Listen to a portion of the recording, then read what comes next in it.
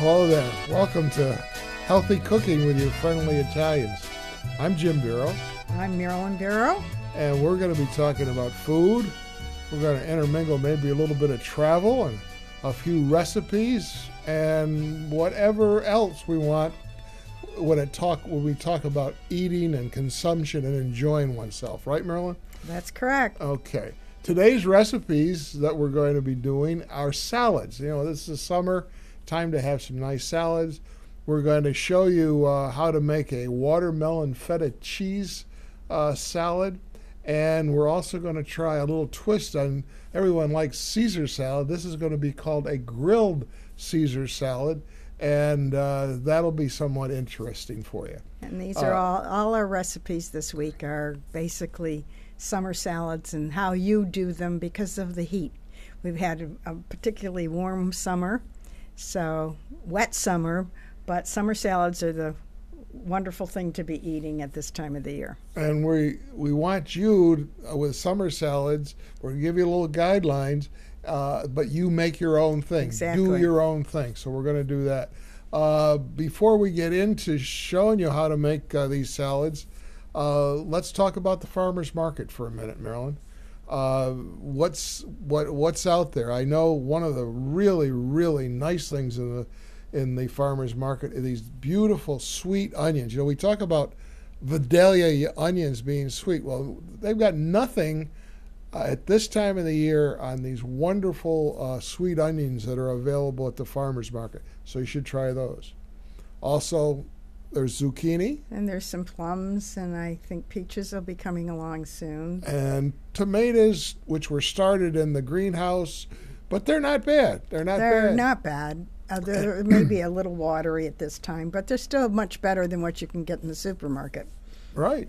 And also, we started to eat corn. Yes. And corn is absolutely wonderful. We went, Marilyn, the place next door. Well, at the farmer's market, there was a bakery, and they've just opened across from the Hotel Clarence in the Opera Block. On State Street. And on State Street. And you can go buy corn. Right now you can buy corn, green beans, and yellow beans, plus all their baked goods and breads and baked goods. So they will be having a few really nice fresh vegetables, which is nice to know that right in downtown Seneca Falls you can get some corn and don't have to go all over to get it. And try some corn. And when you buy corn, always buy more than you can eat. Well, according to Jim. Well, you start with eating the corn on the cob. Then what you got left over, you make corn chowder. You put it in everything. And you can put them in your salads also. Right. There you go. Okay, Marilyn. Let's show them how to make some watermelon feta salad and a grilled Caesar salad. Yes. So we're going to show you how we do that. It's a lot of fun, and I think you'll enjoy it. All right, we're in our kitchen, and I've put a little salt with olive oil and vinegar. That's going to be the dressing for the salad. And as you can see, I'm using some freshly ground pepper and some extra virgin olive oil. Always in a salad, I always use extra virgin olive oil. So we're going to let that set. We're going to be using, stir it up a bit. We'll let that set, and we'll get on with the salad. And this time of the year, we don't have watermelons here locally, but there's some great watermelons out there to buy that comes from the south. This one particularly came from Sodders, and I've cut it in half. Now I'm cutting the half in half. And here's an easy way of cutting it into pieces. You get a nice sharp, thin knife and cut it along the bottom like that. Then boom, boom, boom, boom, boom, boom, boom, boom. You like the sound effects? That's very good. And if you don't want to make your own dressing, we usually do try to make our own dressings, but there are all kinds of dressings. If something that may have a fruit flavor to it would be very good. Oil-based, though, I think in this particular, I don't think you want a mayonnaise base in this, but no. I think or even yogurt. I think it Well, would we're be not an into base. mayonnaise-based stuff. Well, you know. and they're yogurt-based. There's some wonderful yogurt dressings, but not on this one. This isn't one I would choose. All right, I would now I'm choose opening up. That is arugula, and I bought that over at Wegmans. It's a package of arugula. Arugula is a somewhat bitter, not bitter. It's peppery, really. It would be the correct and it really flavor. creates a yin and yang to it. And I've got some nice Niçoise olives and Kalamata olives, and I put that over the top. And here's a farmer's market beautiful red onion, and putting that into nice slivers, cutting that up, and that goes into it. So look at all the wonderful colors that we've got. Of the Certainly reds. looks nice. Yeah. And now I've got some, that is oregano that I've taken off. It's dried oregano that I've taken off of the stem, and it has so much more flavor to it. Now I'm going to be adding wonderful cheese. Now in this particular case, you can use feta cheese. You could use goat cheese. Goat cheese and feta cheese are basically the same. It depends of which is stronger. The goat cheese is going to be creamier. The feta cheese is going to be stronger and have a little bit more flavor. I picked these up at BJ's. BJ's has got some good feta cheese and some good goat cheese. Well, there's some good goat cheeses at the farmer's market also. Yes, there is. That's right. They have about 3 different brands of cheese at the farmer's market. So, and at any farmer's market, I think you'll find those kinds of things. So that finishes the watermelon feta, and it's very refreshing. And I think you'll really, really like it. But it's a nice dish. Jim was inspired after we did this, and he went home and cooked it, and he's a hero. He's always a hero. But you should try it. This is a really nice salad. A little bit different. The yin and yang, the bitterness of the olives and the sweetness of the melon. Yeah, so try it. I think you'll like it.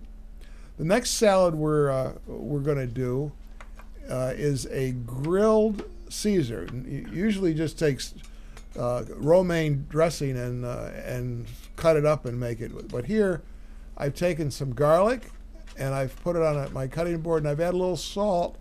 And now that other thing I am adding, you probably say, "Oh, this is disgusting." Anchovies. But I guarantee you. Well, basically, in Caesar salad, the actual original recipe, Jim, was anchovies. Absolutely. That was part of it. And you can certainly grill this romaine lettuce, but if you don't feel that that's what you want to do, you can do it with fresh romaine also. Now you've burst my bubble. Well, no, I think again, giving them choices of what they can and cannot do. Grill it, it's better. So I mixed that all up and I made it into a paste, okay? This is going to be the dressing for the salad. Now I've cut up a lemon and I've gotten my trusty squeezer. Oh, he loves this. This is and his just favorite. Put that in there and whoopee, there it goes. Nice fresh lemon. So you got lemon, garlic, salt, and anchovy, and you are not taste the anchovy in it because as we mix it all together. Okay, so that's in there, and now I'm going to take some mustard, and this is I use a Dijon flavored mustard. Put a little bit of that in there, and wrinkle it up. This is basically the traditional ingredients for your Caesar dressing. For your Caesar dressing. Now I am going to take the yolk. If I don't, I better go by the sink. I'm going to take the yolk out of that egg, and I'm going to add that in. You might have some concern about putting in a raw egg yolk into it, and if you do, you can either leave it out, or you can just warm it up a bit. By putting vinegar in it, you're cooking it a little bit anyway, so right.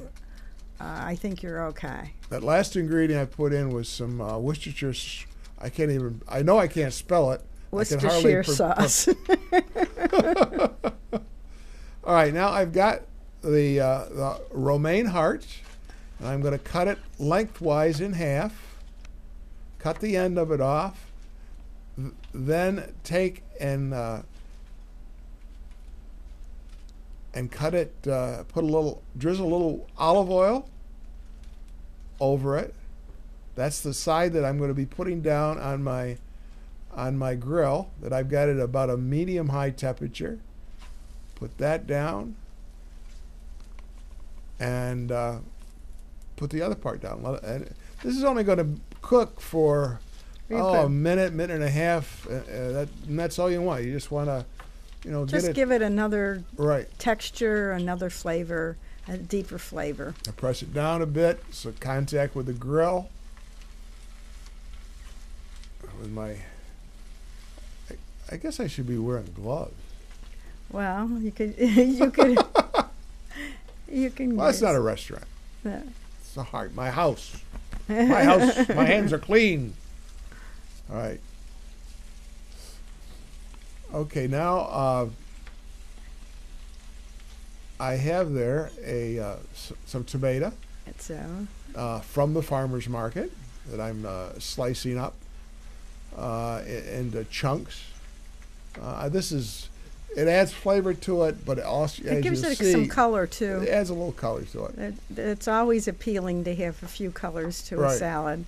It always makes it look a little bit more interesting. Okay, got that done.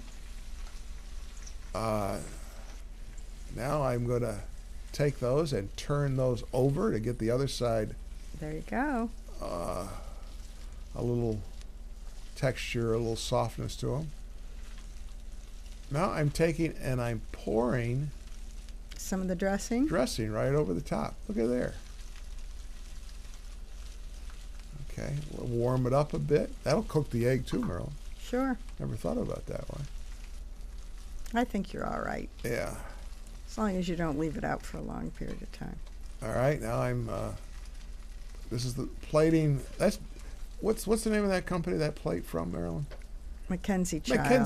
Mackenzie Child plate. Which is over in Aurora. So now we're going to drizzle it with a little olive oil. Always end up finishing off with a little olive oil. Then we're going to be doing a little decoration here. There is the tomatoes that I'm sprinkling over the top. And we need a little bit more color. How about a hard-boiled egg? How does that sound? When you cook an egg, when you hard-boil an egg, put a hole in the top of it, and then put it in cold water, cover it, and bring it to a boil, and then turn it off, and let it set in that water that's been turned off for about 7 or 8 minutes. Bring it over to the sink. Put it under cold running water. Then drain the water off and jiggle the pan back and forth to crack the egg. Once the egg's been cracked, it's easier to get the shell much off. Easier to. Sometimes. This one I wanted you to see it, so I didn't bring it over to the sink, but. And you forgot to tell them to grill. You've got Italian bread. There's bread that I've grilled. I've got this. This is semolina bread that I got from Noni's, and it's a great bread. It's got good texture to it. And all I did was grill it before I started this thing, a minute on each side, and just tear it into pieces. It doesn't. You don't have to be precise about cutting it into cubes. Okay, this is a whole meal. Look at this, all on a plate. That looks pretty good, and of course the proverbial little cheese, Parmesan. So there's another very refreshing and wonderful summer salad. And I think it's ready to be eaten. Another little drizzle of olive oil. I can't. Marilyn keeps telling me I use too much olive oil. She's right, but it's good. But I'll put a little salt.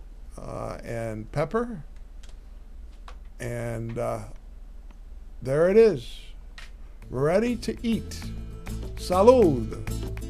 Have a little wine and enjoy a nice summer lunch or summer dinner. Well, there we go. How was that? It was very good. And then you talked about you're talking about how to make a macaroni salad of some sort.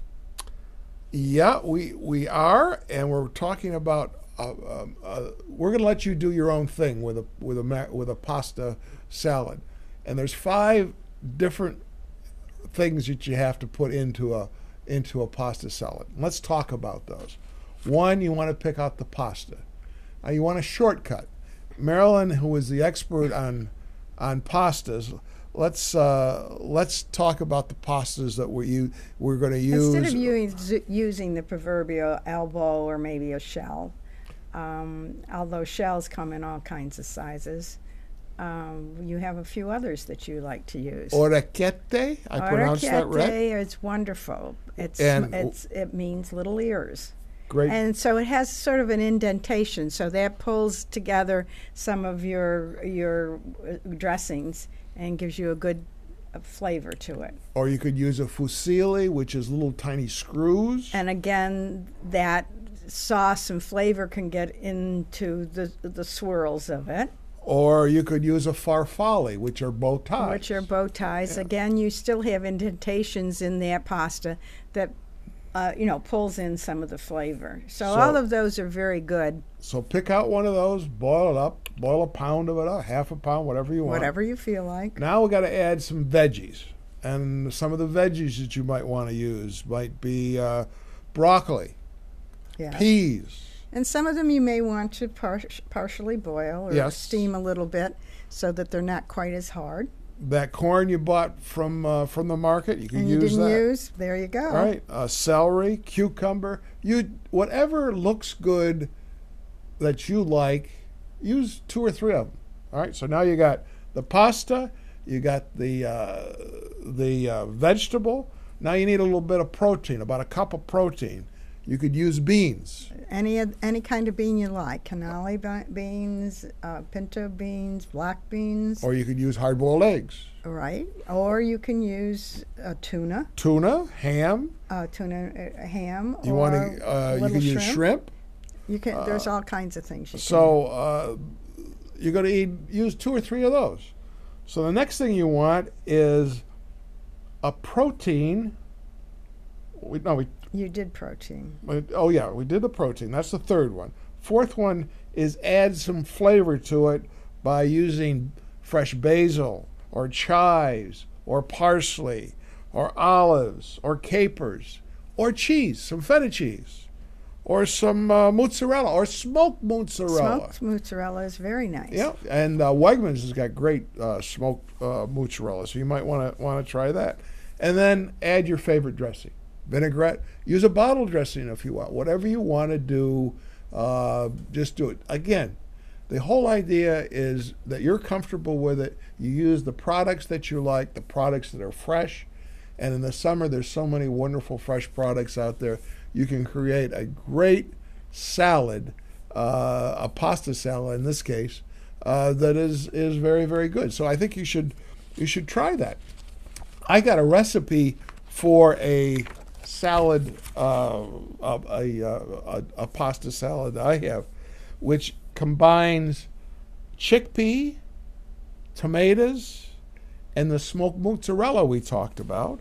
And we're going to put in a bowl some of the chickpeas and some cherry tomatoes and cucumbers and the mozzarella, and then add some of that nice red onion and chopped parsley.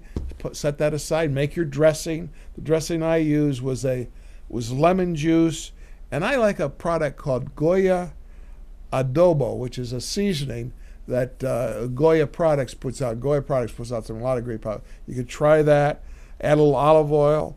Mix it with the chickpea, and add your pasta to it. Put it in the refrigerator to chill. Bring it out and serve it at room temperature. Put a little salt and pepper on it, and you're done. And that's a main meal. And that's a main meal. So there's all kinds of recipes and all kinds of things you can do with summer salads. Yep. And there's nothing like all the fresh produce that's available these days. So enjoy the wonderful bounty that we have here in upstate New York. And next week, Marilyn. What are you up to in the following next program? week, I am going to tell them a secret on something that you use when you're grilling meat that I have never told anybody. And I found this on our travels across country. We're going to grill some meat. Okay. And we're going to take a portobello mushroom and we're going to stuff it with some wonderful sausage and we're going to grill it and we're going to use a secret ingredient that you will then know when you tune in 2 weeks. How's that? Okay? So join us.